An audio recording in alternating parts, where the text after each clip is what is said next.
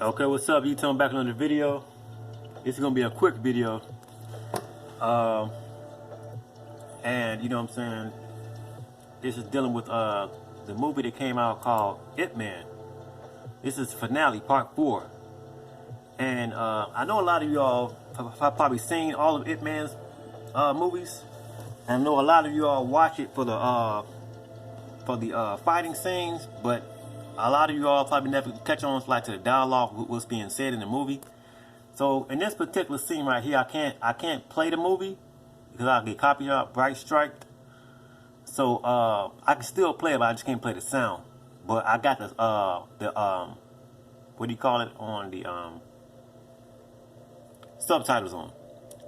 Okay.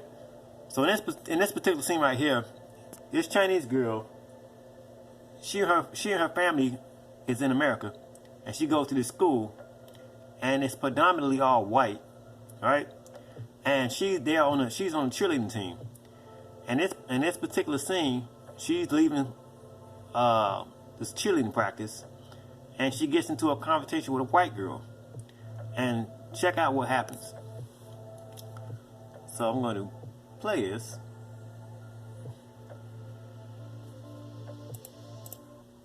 Okay.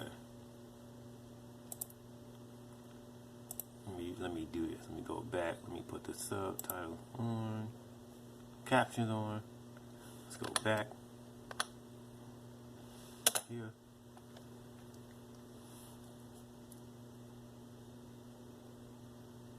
Let me see why it's not playing. Okay, let's go back. And we go right here. Speak of the devil, right? The white girl called the Chinese girl a bitch. See? Let's say showtime. So the white girl is walking toward the Chinese girl. She said, "You think you look so cute. You think you look so great out there. You look like a little yellow monkey." This is what the white girl is telling the Chinese girl. She said, "We're not going to follow your lead." He says, "We're not going to follow your lead. In America, people like you follow. They don't lead." Then the Chinese girl responds. She says, "Why don't you just leave me alone? If you're not happy," then a white girl said, if you're not happy, then you go back to Asia." She says, the white girl says, "This has been our land for generations. What do you people," she tells the Chinese girl, "what do you people want from us?" The Chinese girl responds, "Now I know why they call you stupid blonde. America has always had immigrants. The Indians are the only real Americans. Your ancestors stole their land, pale face." The Chinese girl called the white girl a pale face, and the Chinese girl told the white girl that her ancestors stole the American Indian land. So, you know what I'm saying? When I watch these movies, I just don't watch it for the action fighting scenes. I listen to the dialogue, and I see, okay, well, what this scenario, how this scenario we just set up, was this actual factual history? And yes, it was. And it's proven. You can go back and watch my videos and other people's videos. You know what I'm saying? And our land was stolen, taken, pillaged, raped, all that stuff. Laws broken, treaties broken, all that shit.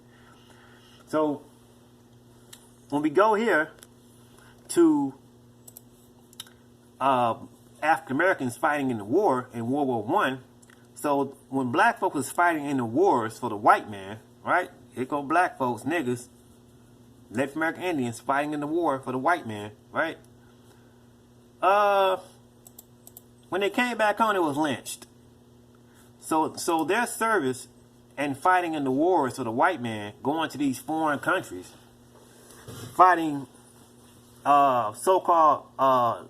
fighting their so-called enemy, going over there, going overseas, killing off innocent men, women, and children that didn't do shit to them, But black folks was so thirsty, you know what I'm saying? They wanted to be accepted in America, or in the white man's eye. I gotta keep it real. I gotta keep it a buck, 100, man.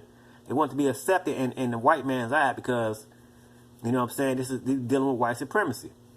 So when we go here, it says, after a young African-American man volunteered to fight against the Central Powers during World War I, many of them returned home, but rather than being rewarded for their military service, they were subjected to discrimination and racism by the citizens and the government. So who was the government? The white man. Who were the citizens? The white man. Okay. And here, they have down here, lynched African American veterans. So these are a group of people, a group of black men. When they came home, it was lynched. They said, okay, all right, it's all fine and dandy. You niggas served in the army and fought and shit like that. But when you bring when they bring their black ass back home, back to America, their service didn't mean jack shit, because they were still lynched. So like here in Pine Bluff County, Jefferson State, Arkansas, accusation and assault of white woman refused to move off a sidewalk for a white woman. Give me 1 second. Give me 1 second.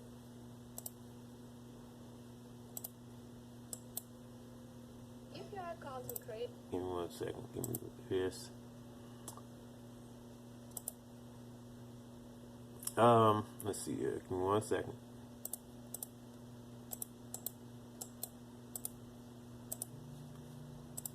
Let's see here. This person was tied to a tree with tire chains and shot as many as 50 times.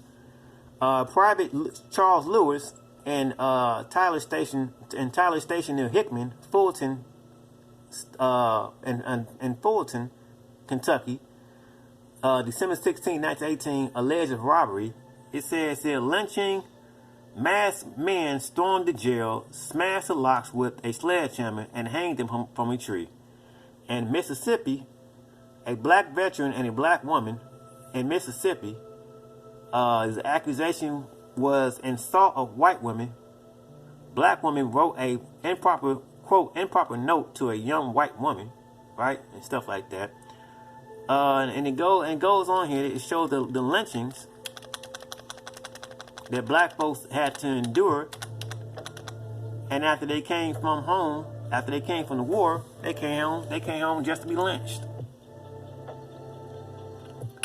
So when it came down to the white folks returning home, it says, contrast to white veterans, the return home was not perfect for any one group of people, leading to the development of the bonus army and many other displays of displeasement.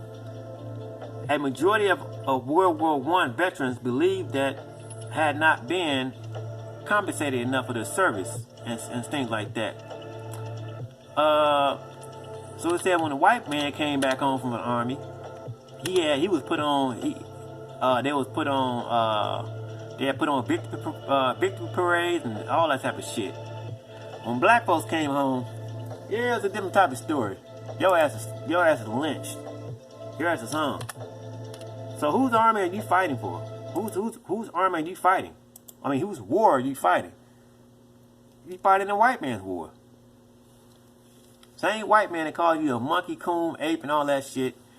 You stand up for the draft because you think you're doing a service. You serving your country. You're not serving your country. You serving a white man. That's why they locked Muhammad Ali up. Because Muhammad Ali said, I ain't fighting no goddamn white man's army. No war. His war. I'm not finna go over there and kill off innocent men, women, and children. I don't know shit about them. They ain't dealing to me. But guess what? All these nations have talked shit about us. Chinese, all these, every nationality has made fun of you. Mexicans, all of them. None of them gets a pass. None of them. So, yeah, your service don't mean jack shit. The service that these men fought for don't mean didn't solve a goddamn thing. Don't mean jack shit. I'm sorry, I'm just keeping it real. What did it solve? What did it accomplish? Nothing. Niggas still getting shot down. People still marching and saying we shall overcome, and ain't shit changed. You know what I'm saying? So, yeah, man. I mean, you gotta bite the bullet and deal with the facts, man. This is facts. This is facts. I don't give a shit how many medals and declarations that these people receive, black folks receive in the Army, the veterans, don't mean nothing.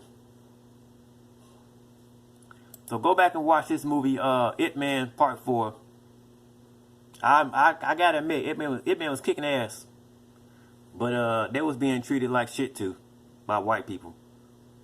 So you know what I'm saying? I watch the fighting scene and watch the dialogues, read the dialogues, listen to the dialogue, and I see what's going on. So I'll be back with another video. Stay tuned. Peace.